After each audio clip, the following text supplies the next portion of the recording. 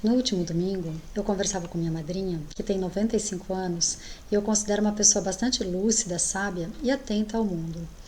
Eu comentava sobre a crise atual e eu disse que eu não sabia o que era pior, se era o vírus ou se era a crise política brasileira.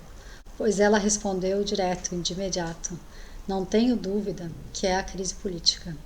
O vírus, por mais terrível que seja, é um fenômeno da natureza, que desafia a humanidade, mas que é parte da vida e que mais cedo ou mais tarde será controlado. Gera muitas mortes, perdas, dores e afeta o modo como nós vivemos e nos relacionamos, agora e no futuro. Por outro lado, também nos leva a cooperar, a inovar, a sermos mais solidários e aprimorarmos os nossos sistemas sociais, econômicos e os sistemas de saúde. A crise política brasileira, porém, expressa e aprofunda marcas terríveis e tende a gerar efeitos duradouros e perversos. Mina a confiança entre as pessoas, nas instituições, no país, na democracia e na própria política, como caminho para a mediação de conflitos e construção de consensos.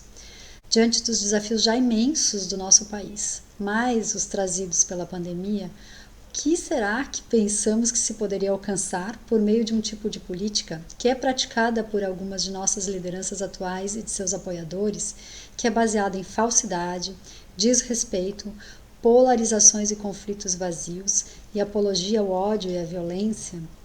Como enfrentar uma pandemia, reconstruir as relações sociais e a economia por esse caminho?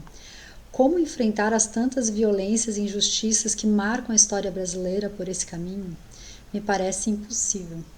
Me dou conta também que por agora estão se completando 7 anos desde as manifestações de 2013 que sacudiram o país.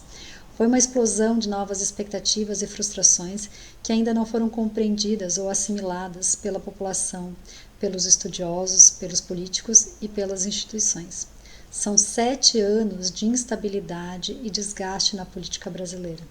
Quando parece impossível piorar, vem algo mais grotesco e bizarro. Não apenas entre os políticos profissionais ou eleitos, mas no exercício político que cada um de nós faz ao escrever ou enviar uma mensagem, ao circular pelas ruas, nos manifestarmos e nos relacionarmos com o coletivo. Tentando ver algumas luzes em meio às evidências tão sombrias do momento atual, fico me perguntando se a experiência de enfrentamento do vírus e da pandemia poderá ajudar a acelerar o processo de reconstrução que é tão necessário para a política brasileira. Com mais diálogo, com mediação, com respeito às pessoas, às leis e às instituições. Um fortalecimento de lideranças políticas, comunitárias e empresariais que vem se destacando por meio de respostas mais razoáveis, transparentes, coordenadas, dialogadas. No mundo, governantes de países que levaram a sério a pandemia ganharam confiança da população. Os que minimizaram o desafio e dobraram a aposta na bizarrice ou na repressão estão vendo seu apoio despencar. Enfim, a questão não é o que é pior ou melhor. Pandemia e crise política são ambas desafiadoras e estão interrelacionadas. As saídas para ambas passam por diversas formas de cooperação.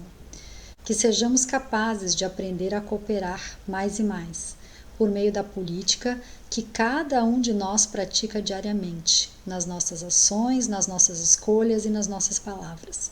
E que sejam fortalecidas as lideranças que seguem trabalhando e construindo caminhos viáveis, concretos, por meio da cooperação, do respeito e do diálogo.